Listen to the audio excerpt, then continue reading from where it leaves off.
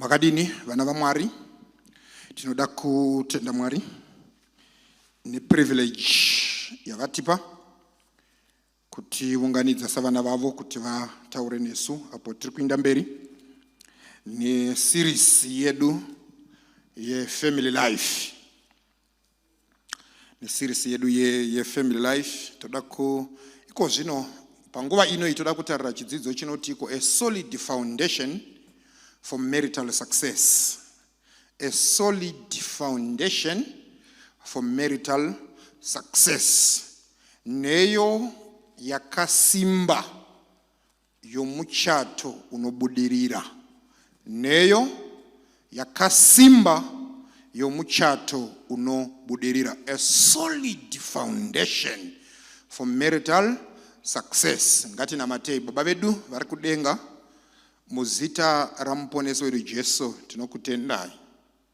Maita kutichengeta kusvika pane dzino nguva tiri vapenyu mbiri rukudzo kuzita renyu nokuti zvakafanira potava kudzidza kubva mukati meshoko renyu nokumbiravo kuzarurigwa zvamakaviga mukati maro zvigone kubetsera dzimba dzedu kuti dzibudirire nokuti ndidzo shungu dzenyu. Tatenda matinzwa muzita ramuponesi wedu Jesu tanamata nokusingaperi. Amen. Amen. Revelation in chapter 12 verse 7. Verse 7. Tutangire ipapo. Zvino kurwa kwakavapo kudenga. Kurwa kwakavapo kudenga. Mikaeri navatumwa vake vakarwa neshato. Shato ikarwa ina vatumwa vayo. Ina vatumwa vayo. Chirega zvako zvikaikurwa kwakavapo kudenga. Mikaeri akagwa neshato. Shato ikagwa ina vatumwa vayo. There was war in heaven. Vara rakashandisiwa porokuti war, Greek word ndi polemos. Iroro ndo pamunotora English word renyu riya rinonzi polemic. Definition ya polemos inoreva kuti iko an aggressive attack on or a refutation of the opinions or principles of another. It is a war of ideas and principles. Okay. Makatera church. The great controversy ndotati mbate chuni chimukasabata apa hakuna haugoni kuita chunu chinomira. The great controversy is about principles and opinions. Simple. So the devil's strategy, listen to this. Testimonies, volume 4, page 83. It is the plan of the evil one to work first upon the mind of one and then through him upon others. Saka, his greatest tool is your mind. And this Steve Biko wakatiko, the greatest weapon of the oppressor is the mind of the oppressed. Saka, the greatest weapon of the devil is your mind. When he gets your mind, he got you. All right. Udodati ndikuudzei uranda chaiko auzi uranda hwapanyama kana muranda munhu abahwa brain. Ukaona anokontrola brain dzako ndiye anokutonga. Hazvinei makawanda sei, as long as I control your minds munogona kuita zvandinoda. And that's certain strategy. Saka strategy yake ndezvei ano-influenza one mind. Yobva one mind iyo yobva yatanga ku-influenza vamwe. By so doing, his idea yabva yatonga pasi rose. Ndosaka muchiona kuti even in this world tinoti iko the dead people are ruling the world. Because my ideas na my principles are kurana pasi rino iri. Ndaka propound wana Aristotle, wana Plato, wana Socrates vakafa kare.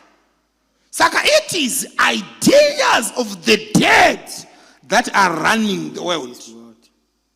Even if they are dead, but they are still running the world.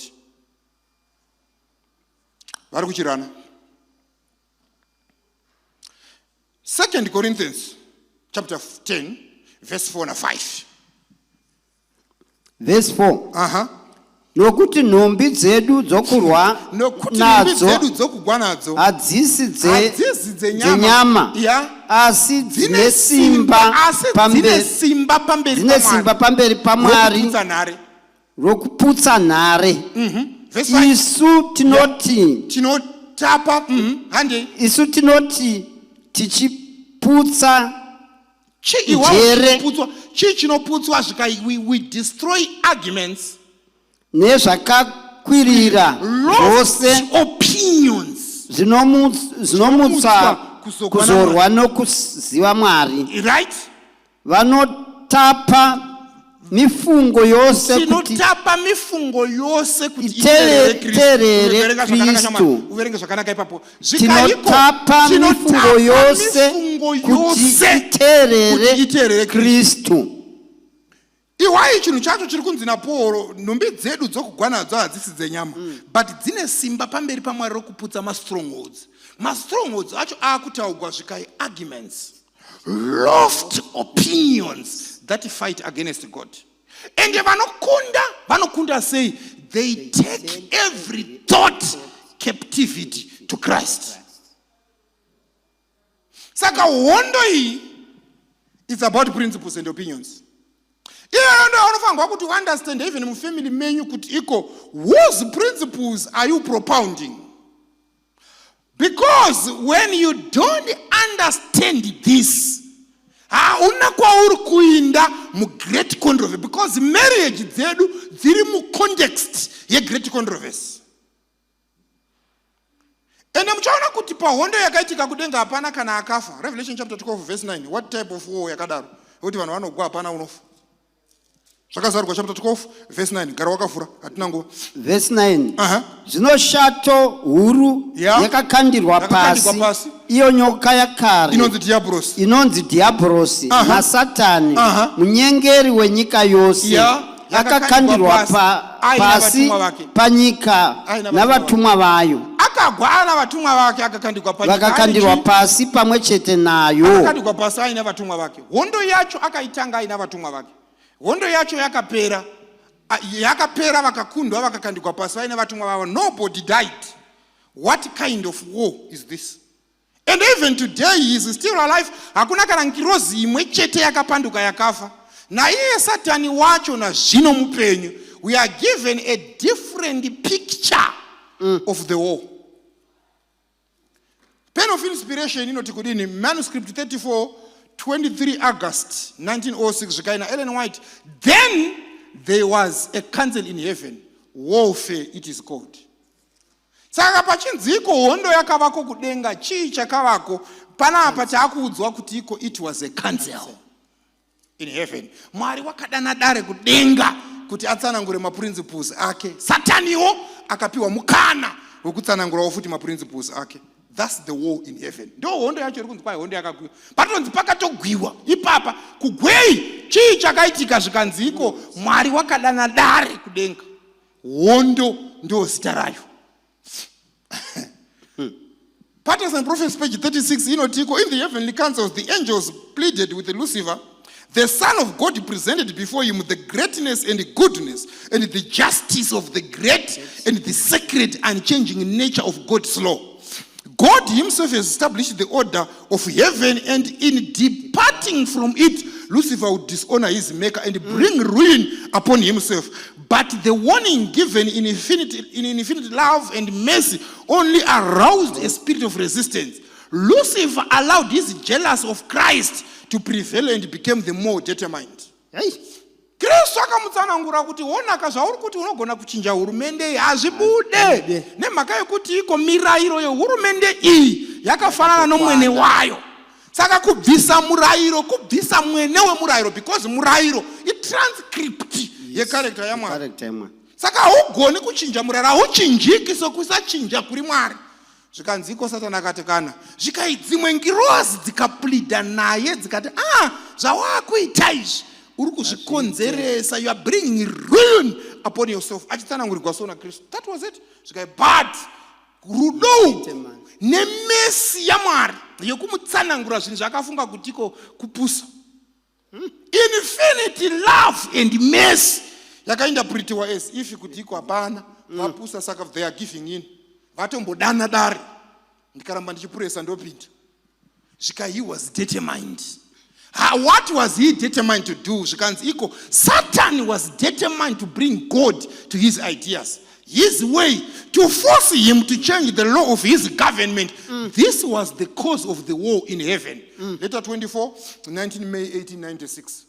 Satan was determined to do what? To bring God to his ideas and his ways. Kuti iko Mwari mimi itai sasandiri kufunga ini. Mwari akati pati atidaros. Saka a polemos is a war of opinions and principles. Sakati we have two opposing principles.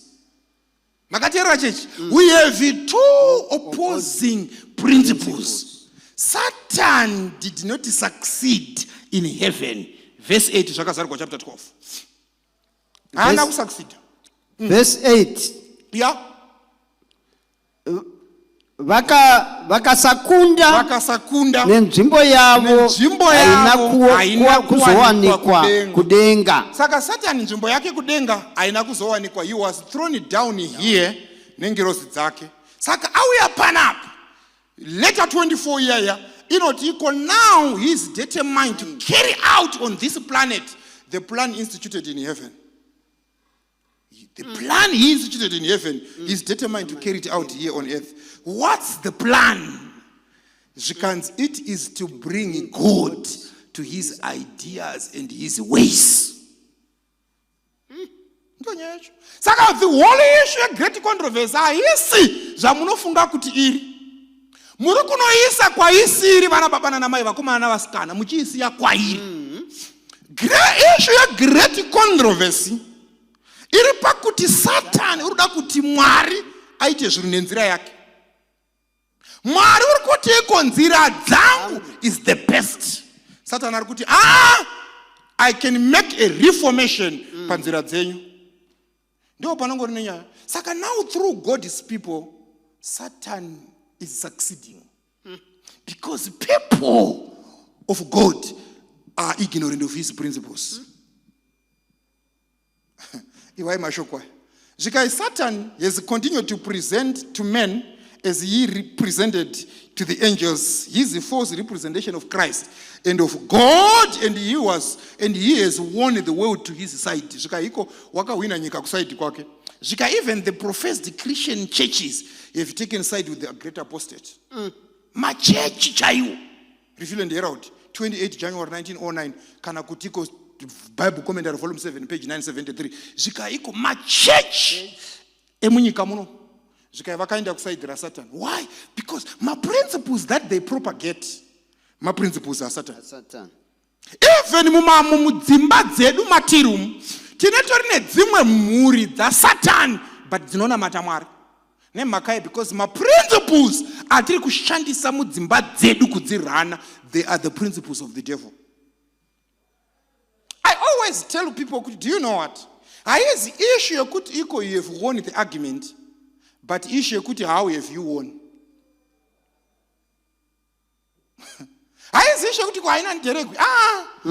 Kuti iko au deregwi say. Ndio pananya. See, my principles are quite even yekuti iko inine manje anditambi vanhu vanoita zvandinoda vanozviita sei. Ndo panenya haizishe kuti vanhu vaita God does not really care about that. God cares about the procedure. Mazviita sei vana baba nana mai ndizvo vana vako vanokutya chose chawataura vanoita. But chiri kuvakonzeresa kuita ndo pane nyaya ipapo chi. Saka the very heart of the struggle is a rivalry of ideas and principles. It's not a contest of weapons and force. A rivalry of principles and ideas. Ndo pane nyaya. Nyaya dzacho vana baba nana mai dziri pama ideas nema principles. Ndo pane ngori nyaya. So our lives must embody the principles of heaven only. Many are on the devil's side unknowingly. They are using satanic principles. In many families, satanic principles are embedded in their homes.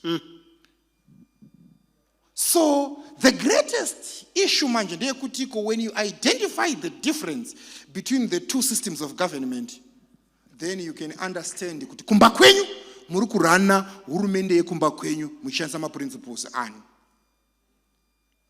The divine order is so opposite to the satanic. Christ Object Lesson page 77 zvikanziko panapa, in his plan of government Mwari, there is no employment of brute force to compare with the conscience.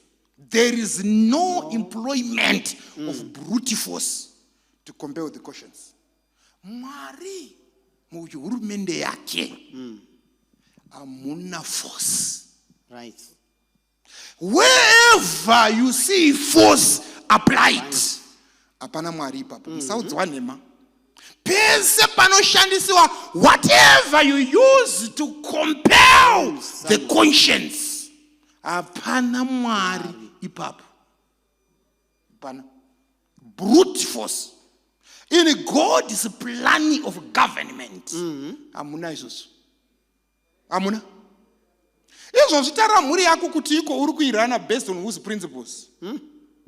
Vazhinji vacho munofunga kuti iko ina handijairiki nemhaka yekuti you are using the devil's principles. And Satan is happy to have you use those principles, because ari kupa statement kuna Mwari kuti honai, even vanhu venyu vanokunamatai, they cannot use your principles kuti varane musha yavo, vari kushandisa maprinciples angu, because your principles does not work. Ndo zvandakakuudzai kudhara ndiriko ikoko mukandidzinga kuti hazvishandi zvinhu zvenyizvi. Saka ndizvo vakomana mahwina, but mahwina sei. Nobody mahwina sei. All right. Haisi shoti kwainda wina. Wawina sei, haisi kuti kwaini mukadzi ani mujaidzi. Haumujaidzi sei. How the how party. Ndo pane nyaya. Yes. Ndo pane nyaya.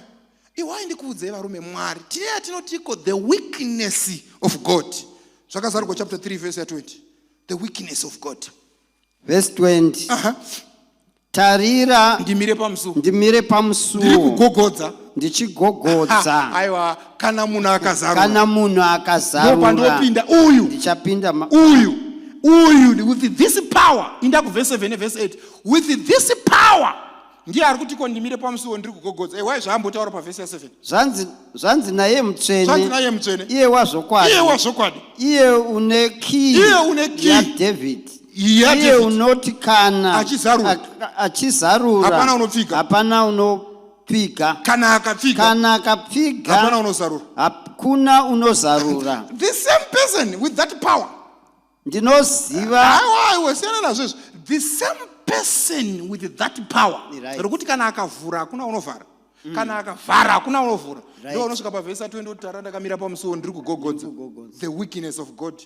All powerful yet weak to force you.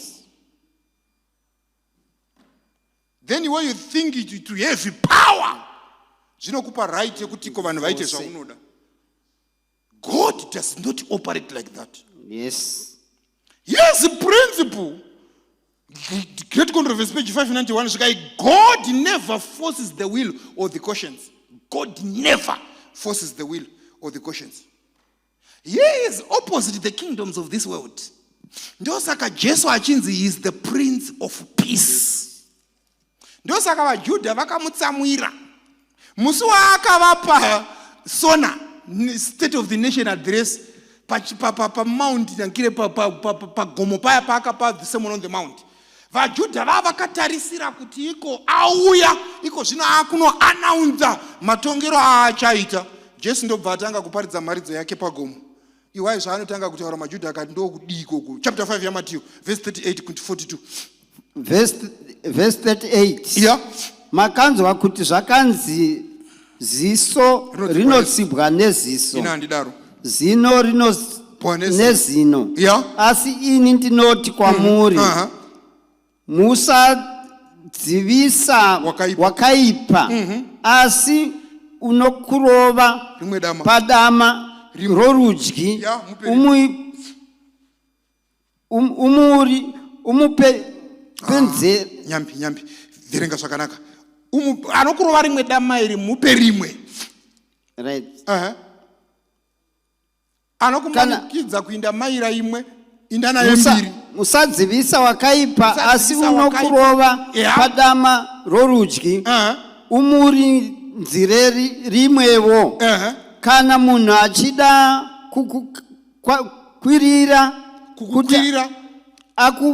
akutorere nguo yako mupe neyomukati yomukati umutendere nenguo yekunzewo. Ani nani unokumanikidza kuenda maera imwe uende naye mbiri. Right, kusvika pa45 handi unokumbira kwauri umupe usamudzivisa.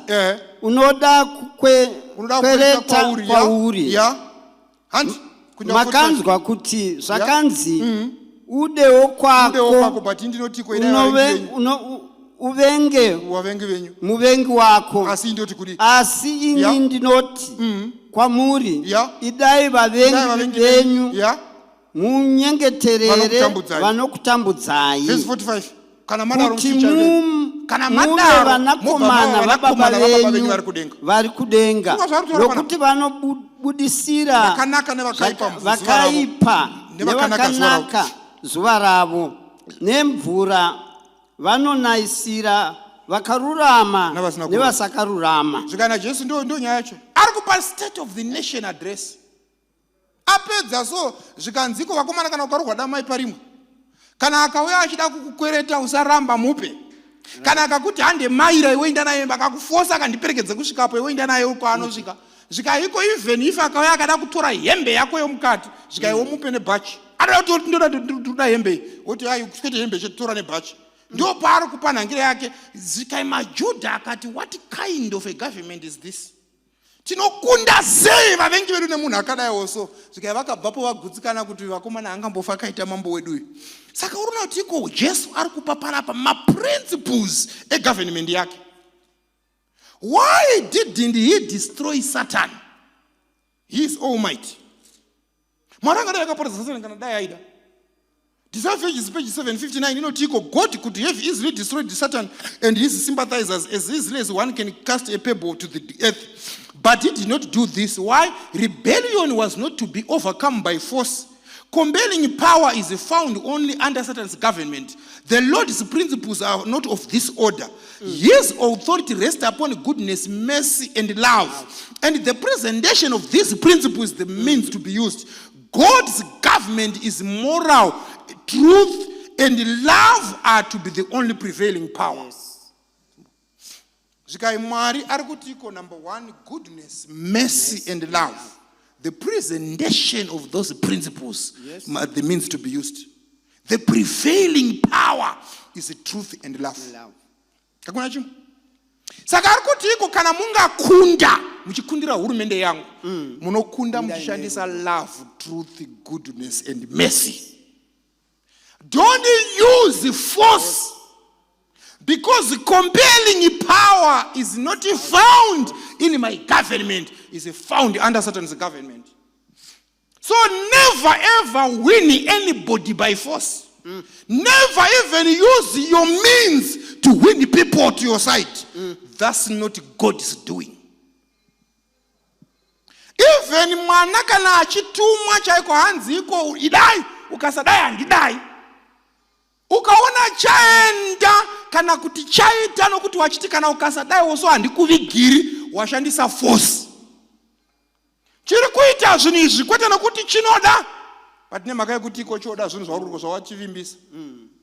Even in anything, church, those are the principles to use. Page 761. The angels did not even then understand all that was involved in the great controversy. The principles at stake were to be more fully revealed. And for the sake of men, Satan's existence must be continued. Yes. Men as well as angels must see the contrast between the prince of light and the prince of darkness. Page 761. Mwari akati regai Satani ararame. Ndikamuvuraya. Imimi ngirozi dzasara munotanga kundinamata nokuhla. Handidi kuti mundinamate nokuhla. Ndoda kuti mundinamate kubva kurudo. Saka God, even being the Almighty, he never used his power to destroy the devil. But why it was easy for him to destroy the devil, so munhu angakhanira dombo pasi. But Mwari haana kudaro. Why? Because my principles anoshanda is what matters to God. Why in church? What really matters to God is the principles rather than the result. What principles are we using in our families? What principles are we using even in our companies? That is what is at stake in the great controversy. We must use love, truth, goodness, and mercy. But muri kushandise. Vanhu avamanikidzi kuita zvavasingadi kuita. Makatiyerera? Vanhu avamanikidzi.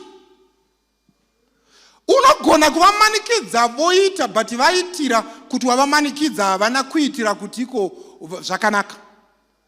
Then iwo ofunga kuti uri kuitira Mwari basa iwo usingariiti. Ndo zvakanzi naJesu ichasvika nguva yavachakuvurayai vachifunga kuti vari kuitira Mwari basa. Ivo vanenge vachiti tiri kusevenzera Mwari. Vanhu ava maheretics vari kuramba Mwari, saka therefore let them kill them. Vakanzi iko naJesu angafunga kuti vari kuitira Mwari basa, but havasi kuitira Mwari basa.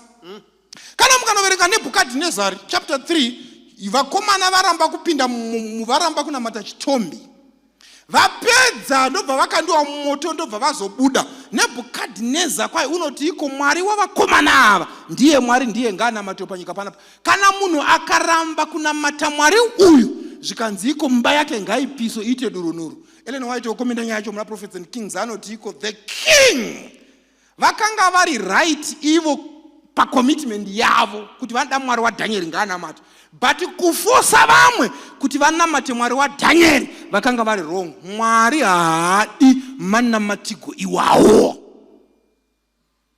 Iye Nebhukadhinezari kuti iko ndine power, I have everything that I have, I must use my power to advance God's cause. Iye Mwari wacho uri kuti iko your power haishandisi kuadvance cause yangu. Use love, mercy, goodness, and truth. Saka what principles are you using mudzimba dzedu? Ephesians chapter 5 verse 25. Verse 25. Imi varume idai vakadzi venyu Kristu wakada kereke akazvipa nokuda kwayo. Love. 6:4. Love. Ephesians chapter 6 verse 4. Love. Imi varume idai vakadzi venyu. Nemi madzibaba regai kutsamwisa vana venyu, asi varerei pakuranga nokurayira kwashe. Zviisei kuna Mwari. Colossians chapter 3 verse 18 and 21. Colossians chapter 3 verse 18 and verse 21. Those are the principles. 18. Colossians chapter 3 verse 18 and verse 21. Vakadzi muzviise pasi pavarume venyu sezvazvakafanira munashe. Varume idai vakadzi venyu, regai kuva nehasha navo. Verse 21. Verse 21.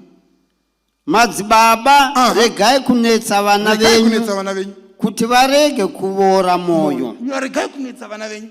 Zvikaiko panapo page 22, the exercise of force is contrary to the principles of God's government. Yes. He desired only the service of love, and love cannot be commanded. It cannot be won by force or authority. Yes. God's principle is love. Ndo zvaakaodhena kuti kana vanhu vangaipinda muhurumende yangu vanotongwa nerudo. Saka kana Mwari uchiti maprinciples angu nerudo, and love cannot be commanded. love cannot be won by force Yes. or authority. Saka vana vako havafanirwi kukuhla nokuti uri baba. But vanofanirwa kuita zvaunotaura nemhaka yokuti vanoona madiro aunovaita. But I cannot commit sin against such love. Ndo zvinotaurwa with this guy akanga aine 82 years. Ndobva vanhu vakuda kumupisa vakati iko recant your doctrine. Ndobva ati iko I can't. Zvikanzi iko ramba mwari wako zvikai I have walked with him for 82 years and he has never done me any wrong. How can I do such a thing to such love? And it's better I go into the fire. Yes. Ndobva inda moto.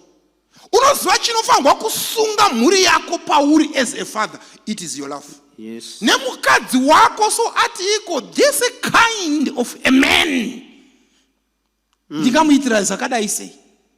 Varume handigoni kuitira baba ava izvi. Murume uya wakanaka mani, murume uya une rudo. Right. Haikona kuhla kuti iko kana ndikasadaro havazodai, kana ndikadai havazodai oso. Ukaona vanhu vave ipapo, vangava vana, angava mukadzi, you have failed to represent the government of God. Mu great controversy, you have taken side with the great apostate. Ndo zvinorehwa nemuno mweya uchiprofita pana.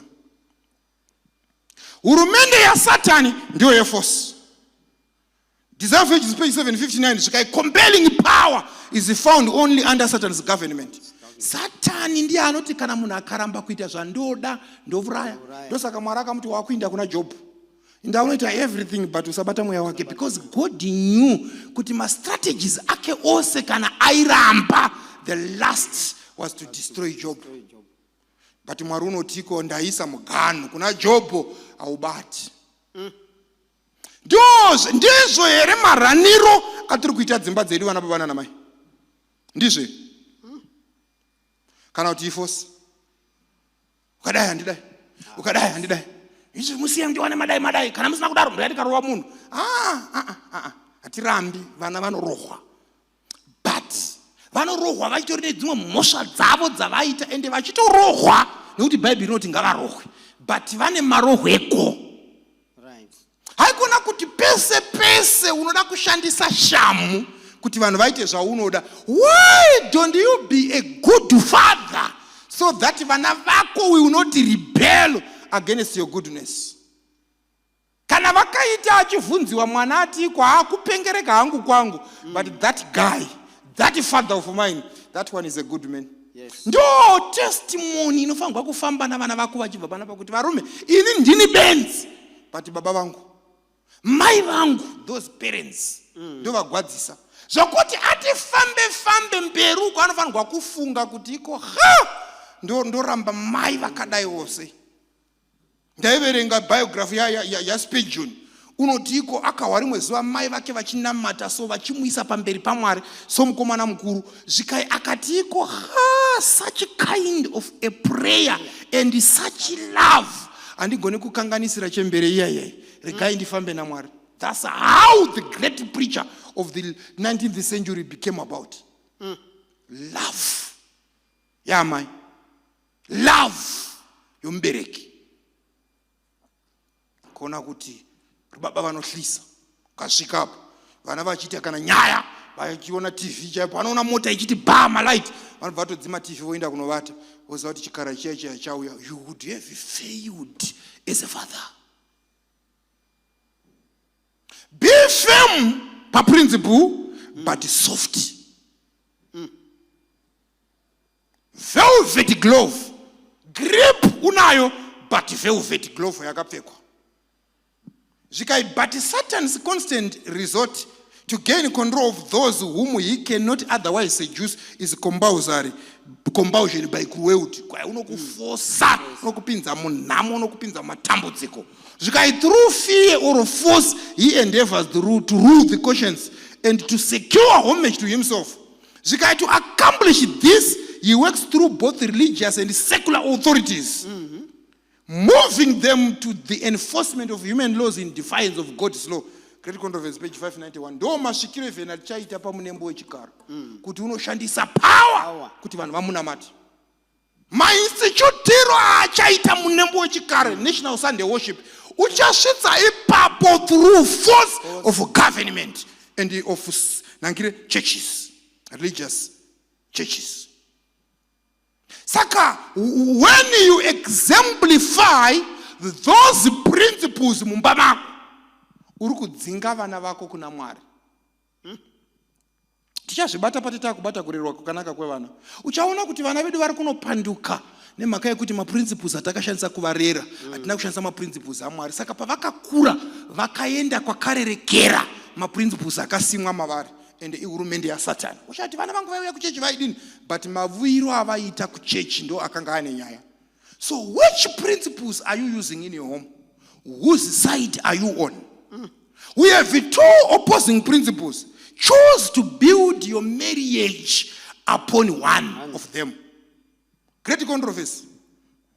The great controversy began in heaven was to be decided in the very same field that Satan claims as his. Patterns of Prophets, page 69. Satan waiti panyika panapa ndepangu Mwari ndo bva akaisa mureza wake panyika panapa kuti vanhu vake vaprove maprinciples ake panyika panapa mu same field Satan yaanoti ndeyake. Saka izvozvi kana tiri panapa, why are we here? We are here to prove to the devil that God's principles work, that his allegations of God are not true. Right. How do we do it? Mudzimba dzedu. How do we run our families? Ndezveasha. Mukadzi atiriko nyangwe iye akaita benzi, but ari ega anoti ndini benzi, but murume uya haiwa. Uya murume uya. Kwete kuti ati kana achitsanangura vanhu vekuimba kwake vanhu vanosapotana naye kuti izi murume zibenzi. Ngati kana atanga kupengereka vana mai vake vanotanga kuti uute mushi. Unomuwana kupi munhu akaita semurume uya? Haunyari usada kutinyadzisa. Kuti vanoti sununguka hako mwana mai. Vanoti zvechiwanga uri munhamo hanza dzechidzora dzotora ngadzimutiko. Unonowanepi murume anokunda mukwasha wedu? Uite mushe wewe. Kona kuti vese vanobatana to castigate you. Unofanirwa kuti iko nyangwe mukakona ukafonera anyone hama dzake vanofona vachimupengera kuti udzikame uvake musha aikona kuita seunopenga. Kwete kuti iko anotanga kunoti iko wagona ropenga haridai also. It is because of the principles. Yes. Mind you, remember kuti iko we are not just in families, we are in the great controversy. And the wonder yatinayo ndeye ma-principles na ma-opinions. Whose principles are you advancing in your relationships? Anokuda here nemhaka yokuti iko you are good, oro unongori strategy yokuti iko nhamo yake ipere. Ndosaka uchiona kuti iko vana vavo pavanokura vakadzi vanoshayiwa hanya navarume vavo. Vanoenda kunogara navana kunze kwenyika. Baba vachisara munomo. Why? Because pakukura kwosoko you were rough. Waishandisa authority yako to coerce everybody to do as you wish. Vakakura vachikuvenga.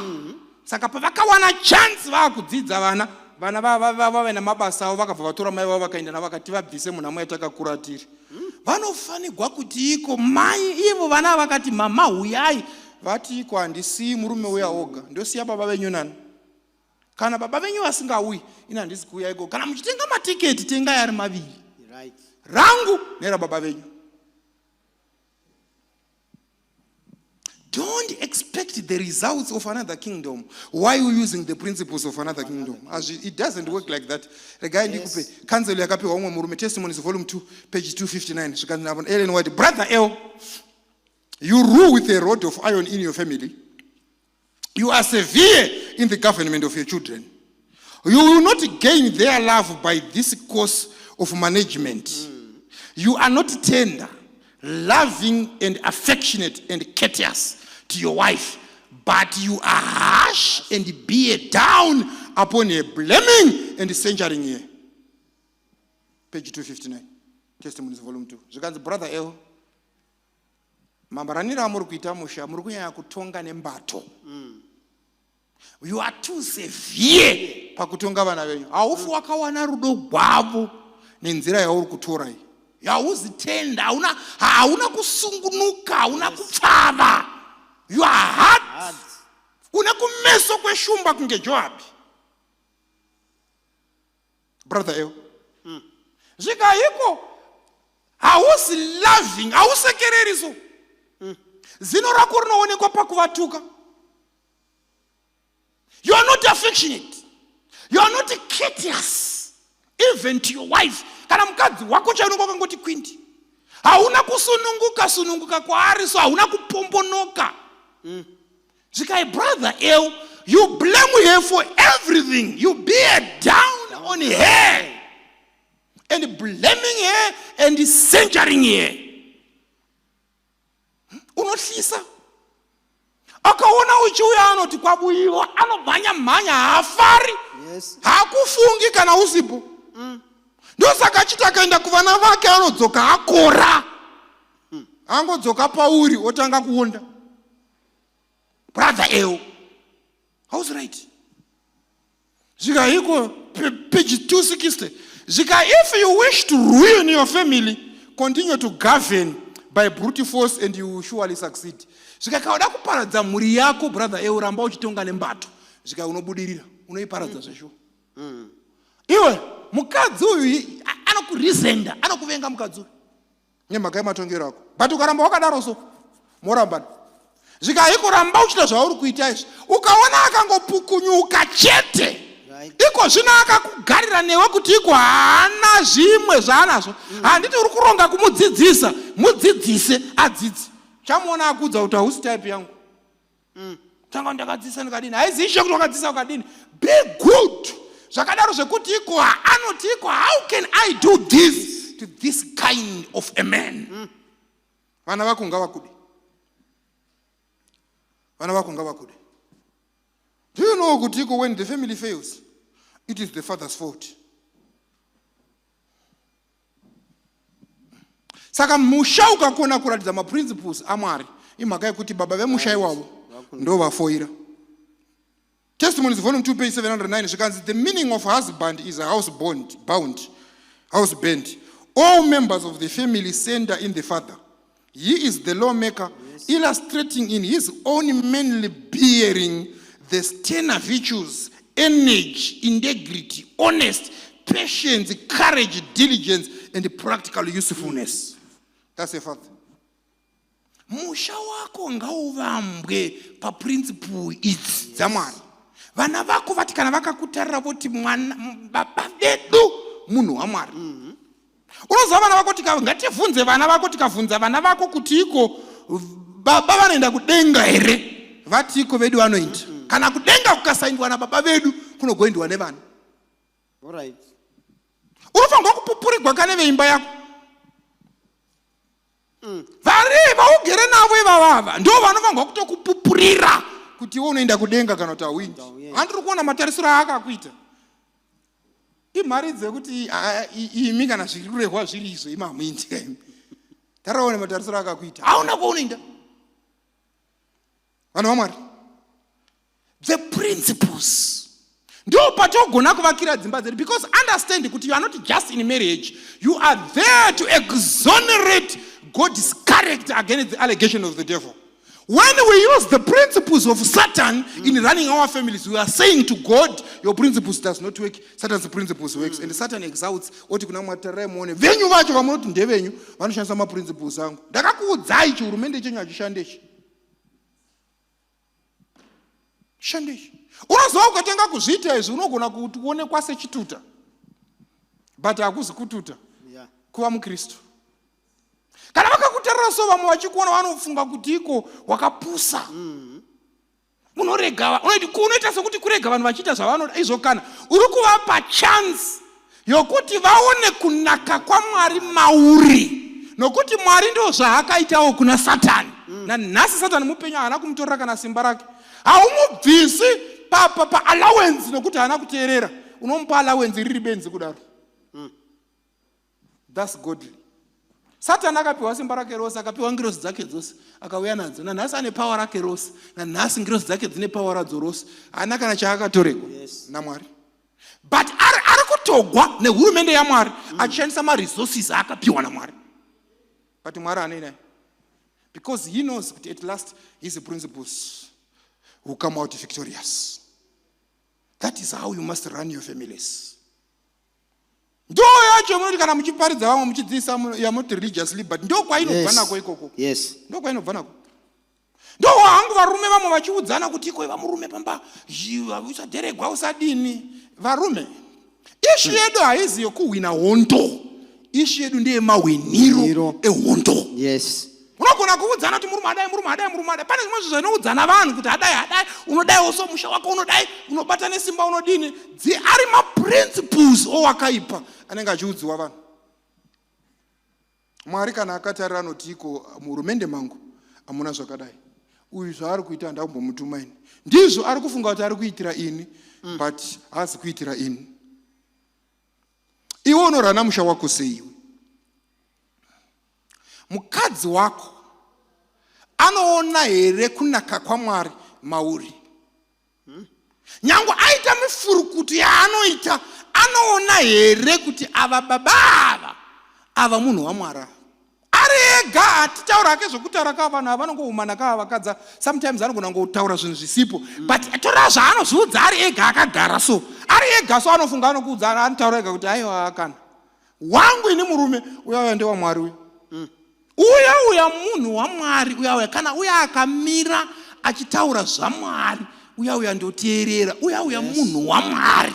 Kwete hake zvaanotaura matukana izvo, because kana matukana anogona kutaura, anogona kuudza kuti mai vanoroya iye asinambowana vachiroya. Ndiri kutaura zvokuti iko ari ega akagara so. Down deep in her mind.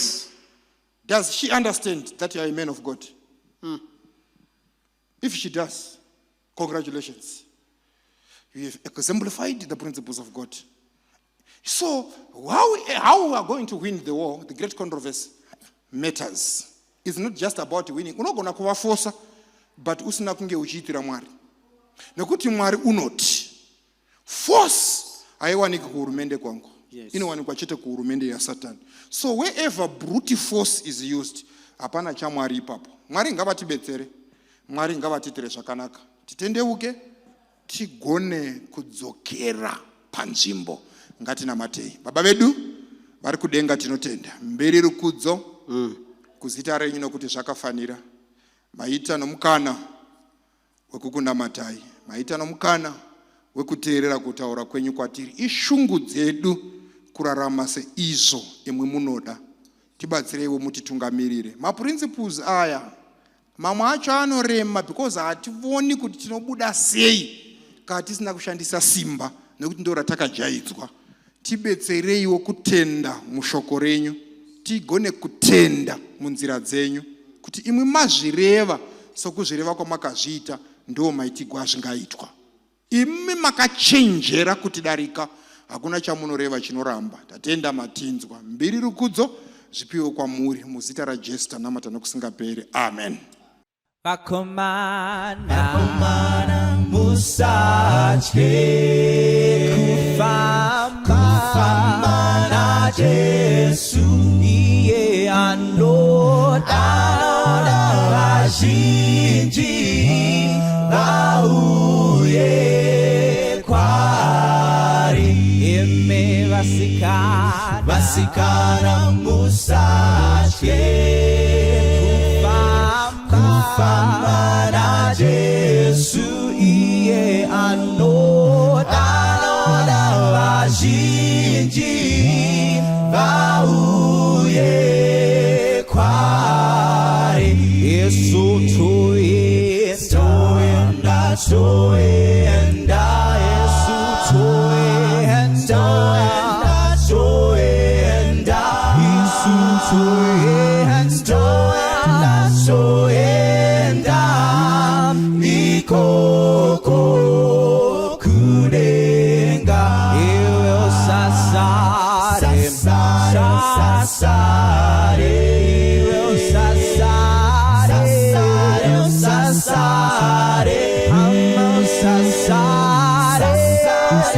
sasare ikoko kurenga bana baba musashke kufamba na Jesu iye anona vazhinji vauye kwari vana mai musashke kufamba na Jesu iye anona vazhinji vauye kwari Yesu toenda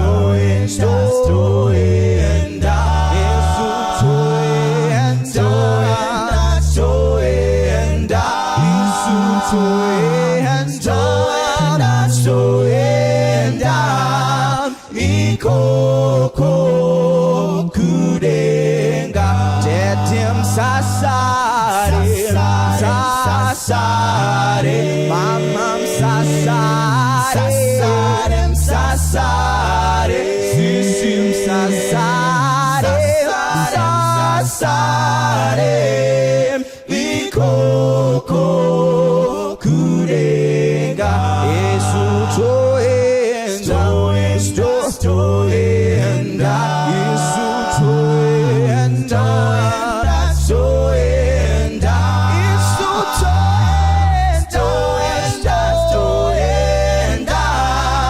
ikoko kurenga sasare sisim sasare budim sasare ikoko kurenga Yesu toenda Yesu toenda Yesu toenda